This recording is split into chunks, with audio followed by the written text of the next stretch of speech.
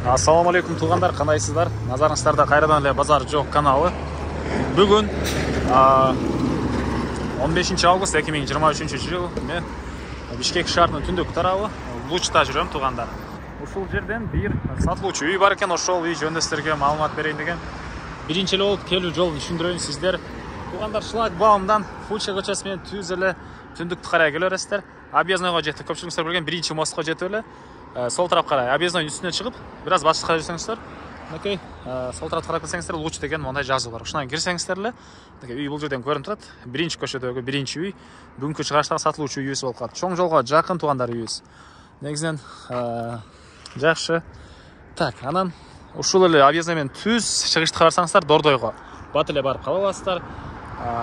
Чоң трасса менен түштүктү карай жүрсөңүздөр, шлагбаум, Сарыөзөн Дыйкан, Ош базары, оң тарапка бир аз жүрсөңүздөр, Кудайберген базарына деле бат эле барсаңыздар болот. Тиги трасса менен бул объездной менен дагы батышты карай жүрсөңүздөр, тугандар, Сокулук, совхоз Фрунзе, негизинен Сокулуктагы мал базарга баруучуларга деле жакшы вариант, ушул жерден эле түз мал базарына бара бересиздер. Анан бул Лучтан Бишкек шаарынын Ош базарына карай түз жүргөн маршрутка деле бар экен. Дагы эмне маалымат? Эми барып үйгө жетип калган маалыматты бир чекеден сиздерге берейин тугандар. Мынакей тугандар, келүү жолун түшүндүргөнчө бүгүнкү чыгыштагы сатылуучу үйгө да жетип келип калдым. Бул үйдүн көчө тараптан көрүнүшү эң эле түндүк чек ара мынакей бул жерден башталат. Түштүк чек арасы бул столбага чейин болуп калат тугандар. И чыгыш чек арасын видеонун жүрүшүндө көргөзсөм, жалпысынан жеринин аянты 6 соток экен. Документтер боюнча тек паспорту, кызыл китеби колунда. Анан видеонун башында айткандай тугандар, мынакей объезднойго жакын машиналар өтүп турат. Сиздер Дордой базарына барсаңыздар деле бат эле ушул объездной менен түз барсаңыздар болот. Шаарга чыксаңыздар, бир аз жүрсөңүздөр эле бул жактан чоң трасса бар, ал менен түштүктү карай жүрсөңүздөр тугандар, Сарыөзөн Дыйкан биринчи болуп, андан кийин оң тарапка карай жүрсөңүздөр, Кудайберген базарына, түз жүрсөңүздөр Шлагбаум, Ош базарына деле бат эле барып келе аласыздар тугандар. Анан объездной менен батышты карай жүрсөңүздөр, совхоз Фрунзе, бир аз чыксаңыздар, сол тарабыңыздар Машине базары, андан кийин Сокулук. Сокулуктун мал базарына деле барам десеңиздер, ошол жакшы ылайыктуу жер тугандар, бат эле барып келе аласыздар. Сокулук тарапка деле кыскасы ошол шаардын бурч-бурчуна көп жакка барбаңыз, бат эле барып келе аласыздар. И плюс аэропорт эстен чыгып калдыр, түз жүрсөңүздөр аэропортко кетесиздер тугандар. Так, өтө эле көпсүзүлөп коет башка ушул жерде. Ал жак бул жагын айтып, эми үй жөнүндө айтсак, мынакей көчө тараптан көрүп турсаңыздар забор, бул көмүрканасы экен тугандар. Мынакей биринчи көчө, биринчи үй, жолдор мынакей орто кеңдикте, мынакей. И мал менен алектенсеңиздер деле капталдарда мынакей полиялар. И балдарыңыздар мектепке барчу болсо, бул Лучтун өзүндө мектеби жок, бирок ушул үй ээсинин үйү могу чоң жолго жакын болгонуна байланыштуу ылдыйкы айылга деле балдары 10-15 мүнөттө мектебине барып келишет экен. Ылдыйкы айылдын мектеби анча деле алыс эмес. Ушундай жөө барып келишет. И үйүбүздүн эң эле чыгыш чек арасы мынакей Боо Пескаловдон болгон забор бүткөн жерден башталат. Ушул жерден бери бүгүнкү чыгыштагы үйүбүздүн 6 соток жер болуп калат. Так, көчө тараптан мынакей көрүп турсаңыздар дарбаза. Андан ары электр энергиясы бар, суусу бар экен, прожекторлор орнотулуптур.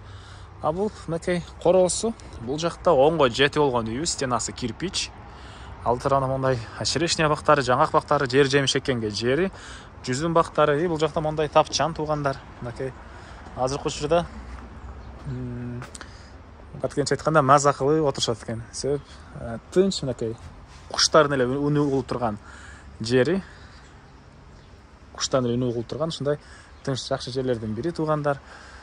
Так, дагы эмне маалымат? Мен өзүм Баткенден болом, анан Баткенче дегенде анан провокация кылып комментарийге жазып салбаңыздар. Жөн эле ошол Илхам келип айткан учурум. Иши кылып жай айларында отурганга салкын жакшы жер экен тугандар, тапчан. И андан ары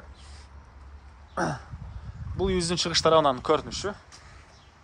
Мынакей негизи кирүүчү эшиги бул жакта жайгашкан, ал тарабы навес жана түштүк капталы деле навес. И дагы эмне маалыматы? Бул жерде мынакей очакына үчүн кылынган мондай навес, төрүндө ажаткана, летний душ, тротуарлар. И бул жакта дагы мондай жер жемиш экенге жери, ушундай жерлери бар экен. Азырларда видеонун жүрүшүндө бир чекеден көргөзөм. Эми биринчи болуп бул үйүбүздүн ички тарабын сиздерге көргөзөйүн тугандар. Так, документтер боюнча тек паспорту, кызыл китеби бар, жери 6 соток. Бул мынакей үйүбүздүн кире бериши, прихожкасы. Түндүк тарабынан терезе орнотулуптур. Полдора жагачтан болгон пол экен. Андан ары кирсек, бул жерде мондай балдар бөлмөсү десек деле болот, мондай туугандар калсаңыздар могу жерден бөлсөңүздөр деле болгудай. И түз жүрсөк бул жагында зал. Түндүк тарабынан жана түштүк тарабынан терезе орнотулуптур. Потолок пластик. Полдор жыгачтан болгон пол. Андан ары и бул жакта отоплениянын котел жайгашкан бөлмө. Кухня, раковина орнотулуп, ички тараптан кухонный мебелдер орнотулган. Суу мондай Аристон менен жылыйт экен раковина, соосу жеңген, кол үшүбөй, кышын, жазын келген посудаларды жуа берет туугандар. Андан ары. Эми коросуна чыгып калган маалыматты дальше берели. Так.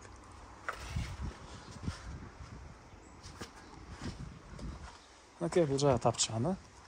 Бул пескоблокторду да түшүрүп коюптур ээси. Бир да хозпостройкасы ого дейм. Булар калат, калбайт, аны ээси менен сүйлөшүп аласыздар.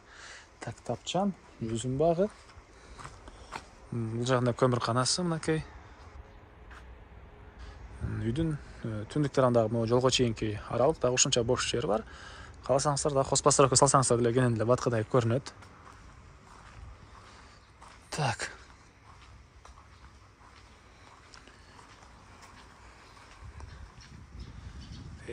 Очокана. Азыр ушунда очогу жок экен, негизи ошол очоканага карашы аталган да эмес. Так, үйдүн түштүк тарабындагы ажатканасы. Жер жемшик көчөлөр, азыр ушунда помидор, перец, гүлдөр. Чегалар көрүп турасыздар, байкалып эле турат. Кызыл кетер деле бар, келсеңиздер. Үй ээси да силерге чегаларды тактап көргөзүп берет. Үйдүн түштүк тарабында мондай навеси, ылдый тарабында ушул велосипед жана башка ушундай кирип турган машина, ушул сыяктуу буюмдар турат. А төрүндө тооканасы, анан инструмент саткан склады деле бар экен. Дагы эмне маалыматы? Так, бул үйүздүн баасы туугандар $28,000 сурап атыптыр, үй ээлери. Анан дагы сүйлөшүү болот. Ээсинин номерин мен экранга эситтел деп калтырам.